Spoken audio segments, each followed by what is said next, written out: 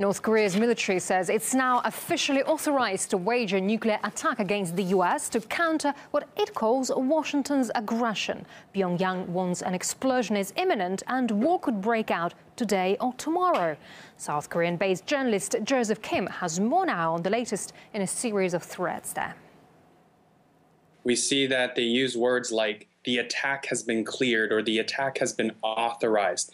As well as the beginning of the warning, they say we formally inform Washington. So we see that this rhetoric has actually been repeated by North Korea. And North Korea has used this in a way to actually say we want to start dialogue. It's a lag period which Pyongyang uses into getting Washington to come and perhaps get on the dialogue table. We keep hearing from other people such as Secretary General Pan Ki-moon or U.S. Secretary of State John Kerry that dialogue is the next step. While both North Korea and the United States seem to be interested in dialogue, it doesn't seem that either side are wanting to back down. Now, with April 15th, in April 15th, it is going to be North Korea's founding father, Kim Jong-il's birthday. And we've seen last year that they did their first satellite launch attempt. So I predict, and I think, as well as many experts, they say that something might happen in mid-April. Whether that will be an attack or whether that will be a celebration and easing of the tensions, we aren't quite sure yet.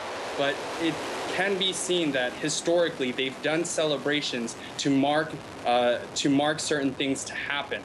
Whether it was the anniversary of Kim Jong-il's death, that was the third nuclear test. So we can see that something will probably happen in the next week or so.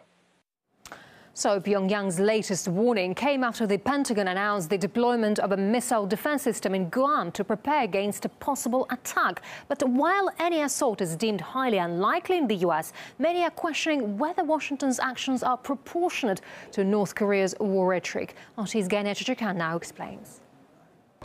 To North Korea's bellicose threats, Washington responds with an even more intense buildup of military power in the region. To that, North Korea responds with even more threats. Even though Defense Secretary Chuck Hagel called North Korea real and clear danger, the White House says they haven't seen any large-scale movements from North Korean military forces, suggesting that it may be just rhetoric. But while North Korea talks, Washington acts. Apart from F-22 fighter jets and other bombers that it sent to the region for the ongoing military exercises with South Korea, the Pentagon is now deploying an advanced missile defense system to Guam. Guam hosts a major U.S. military base in Asia. The North Korean army has announced that it has the final approval for a nuclear attack on the U.S. As they tell us, North Korean rockets can't really reach the U.S. mainland, but they can potentially attack U.S. bases in the region. There are 28,000 U.S. troops just across the border in South Korea. So could we see the worst nuclear standoff since the Cuban Missile Crisis between the Soviet Union and the U.S. Even though the rhetoric is probably as hostile as it's ever been, no one really believes that North Korea is actually going to carry out an attack. North Korea itself knows that if it did an attack, if it attacked the United States, it would be committing national suicide.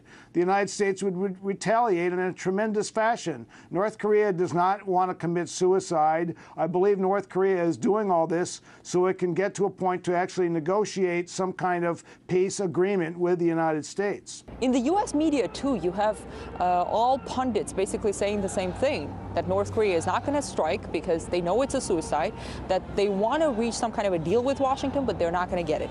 You have former officials, experts all saying that. But with all this war talk from North Korea and with U.S. military buildup in the region, some say all it may take is for one of the sides to snap or some kind of a mistake before everything spirals out of control. In Washington, I'm Ganesh Chekyan.